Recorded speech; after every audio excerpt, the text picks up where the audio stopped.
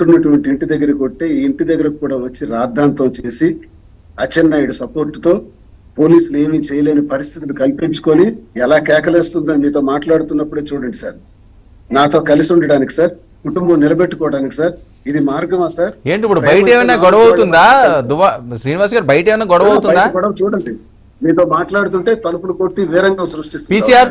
PCR బయట చూడండి,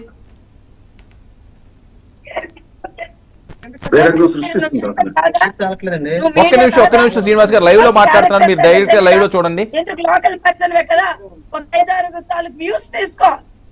గుట్టుగా బతుకుతుందా, ఎలా బతుకుతుందా, పబ్లిక్ వ్యూస్ తీసుకోండి.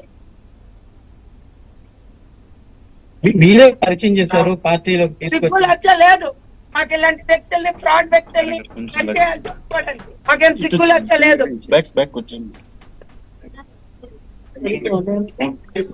మాకేం పని పట్టు లేదు. ఏం మాట్లాడతారు అలాగే?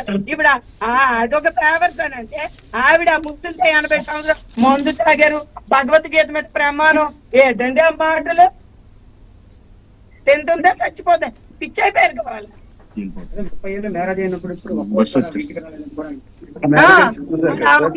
అమ్మాయినే పిలిచేవాడు, ఎప్పుడైనా అమ్మాయిని పిలిచాడు. మా నాన్న అనేవాడు ఒక్క రోజైనా పలాస వెళ్ళవే, మా పిల్లలు అనేవారు పలాస తీసుకొని వెళ్ళమని. ఒక్క రోజు తీసుకొని వెళ్ళేవాడు కాదు. పబ్లిక్ గా అడిగి అతగాడికి వినిపించినట్టు ఈ మాటలు మీకు చెప్తున్నాను. పబ్లిక్ గా ఒక్క రోజు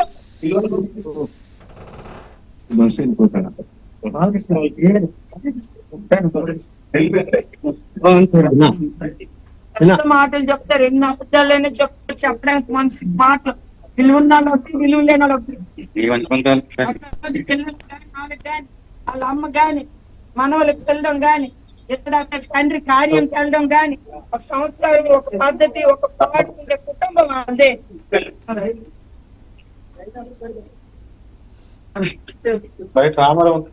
రైట్ శ్రీనివాస్ గారు ఇది ఆవిడ బయట మీడియాతో మాట్లాడుతున్న అంశం. ఆమె నన్ను కలుసుకోవడానికి ప్రాంపురంగా ఉండడానికి వచ్చినట్ట, నన్ను బహిరంగపరిచి ఇంకా అవమానపరచడానికి వచ్చినట్ట, నన్ను నాశనం చేయడానికి వచ్చినట్టు మీరే ఆలోచించండి సార్. ఇలాంటి బిహేవియర్ కాబట్టే నేను ఆఖరికి నిర్ణయంకి వచ్చాను సార్. నా పిల్లల్ని నేను చల్లగా చూసుకుంటాను, వాళ్ళ బాగోగులను చూస్తాను, ఈమెకు మాత్రం డివర్స్ ఇస్తాను నిర్ణయించుకున్నాను. అసలు డైవర్స్ ఓకే, ఏదైతే డైవర్స్ అనే అంశం ఇప్పటి వరకు రాలేదా శ్రీనివాస్ గారు? చాలా రోజులు పెట్టి మీ ఇద్దరి మధ్యన గ్యాప్ ఉంది కదా, డైవర్స్ అనే అంశం అన్నది రాలేదా ఇప్పటి వరకు? డైవర్స్ అని నేను కోరలేదు, తనే కోరింది. మా పార్టీ అధిష్టానం దగ్గర నాకు డైవర్స్ ఇవ్వాలని కోరింది, డివర్స్. ఆ డివర్స్ కోసం తను కోరిన కారణంగా, ఇంకా ఆమెలో మార్పు రాని కారణంగా, ఇంత నీచమైన ప్రవర్తన కారణంగా ఈ రోజే డివర్స్ ఇవ్వాలని నిర్ణయించుకున్నాను. అంటే నోటీస్ పంపిస్తున్నాను సార్ లీగల్ గా. కాదు, పిల్లల పరిస్థితి ఏంటండి? పిల్లలు మీతో ఉండాలని కోరుకుంటున్నారని కదా. డివర్స్ అనేది దువ్వాడవానికి నాకు సంబంధించిన విషయం సార్. పిల్లల వ్యవహారం అంతా నేనే చూసుకుంటాను సార్. పిల్లల బాధ్యత నాదే సార్. పెళ్లి చేయాలి, ఇంకా పీజీ చదివించాలి, అన్ని బాగోగులు నావే సార్. నేను చూసుకుంటాను, ఈ నాన్నే చూసుకుంటాడు, ఈ నాన్నే రక్షకుడు, ఈ నాన్నే కాపాడుకుంటాడు పిల్లల్ని. నాదే బాధ్యత. పిల్లలు తెలియక ఏమైనా అని ఉంటే అది కారణం దువ్వాడు వాణి అంటాం తప్ప, పిల్లలు మాత్రం వాళ్ళ మనస్ఫూర్తిగా అన్ని కాదు, వాళ్ళకి తెలియదు సార్. చిన్నపిల్లలు వాళ్ళకి తెలియదు, వీళ్ళ వల్ల తినే వాళ్ళ పిల్లల్ని అలా మార్చింది ఏదో ఒక రోజు తెలుసుకుంటారు సార్. అంటే పిల్లలు మీరు మెసేజ్లు చేసినా మీరు పట్టించుకోలేదు. ఒకసారి మా నాన్నతో మేము మాట్లాడాలని ఎంతో ట్రై చేసేవని అంటారు సార్. ఇంటికి వచ్చినప్పుడు కారాలు, గుణపాలు, రాడ్లు, వైర్లతో రావడం ఏంటి సార్? ప్రేమతో రావాలి. కానీ నిన్న నేను 8వ తారీఖు నిజంగా నేను తలుపు తీయలేదు సార్. నిన్నేం జరిగిందంటే సాయంత్రం దువ్వాడవాణి వస్తూ వెపన్స్ తోని, కర్రలతో, రాడ్లతో వచ్చి ఇంటి గేటు పగలగొట్టి, మీరు విజిల్స్ తీసుకోండి ఇప్పుడే, ఇంటి గేటు పగలగొట్టి నా మెయిన్ డోర్ దగ్గరకు వచ్చి, main door steel door, Tata steel door, దాన్ని ఎలక్ట్రికల్ బ్లేడ్ తో కట్ చేసి తలుపు తన్ని లోపలికి వచ్చి నన్ను అటాక్ చేయడానికి వచ్చారు సార్. 8వ తారీఖున పిల్లల్ని పంపడానికి వచ్చిన ఈ పంపించినటువంటి దువ్వాడవాణి 9వ తారీఖు ఏ రకంగా వచ్చి నిన్నటి నుంచి ఈ రోజు వరకు వీధిలో ఎటువంటి వీరంగం చేస్తుందో చూడండి, ఎలాంటి దౌర్జన్యంగా ప్రవర్తిస్తుందో చూడండి, ఎంత అసభ్యంగా ప్రవర్తిస్తుందో మీరే చూడండి.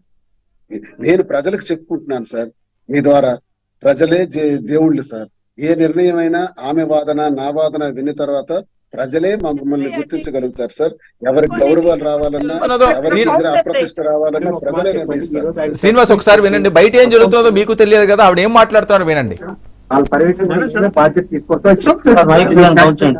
సార్ అసలు రాయకని రాస్తామంటాడు సార్.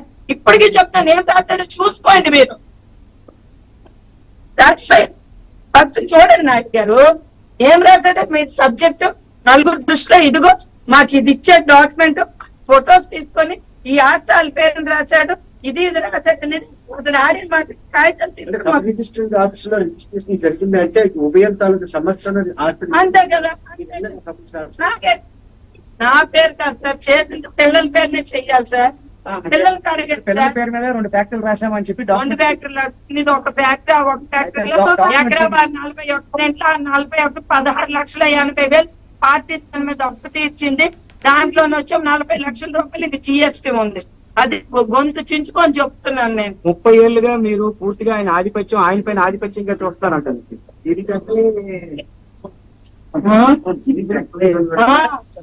మాదిరి మాట్లాడు దేవుడి మీద ఆ ముస్లిం మీద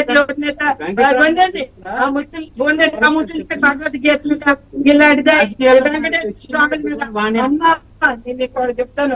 100 కోటి దండాలు ఇలా కావలతో మాట్లాడడానికి 100 కోటి దండాలు. మా విలువలు పోతాయి, మా పరువులు పోతాయి, మాకు అలాంటి వ్యక్తులు పేరు సమాధానం చెప్పాలని కూడా మాకు తెలియదు. 100 కోటి దండాలు. ఆ అదే కదా సంస్కరించుకోవాలా. ఇలాంటి పరిమాణాలు మాట్లాడితే పరిష్కారం అయిపోతుంది.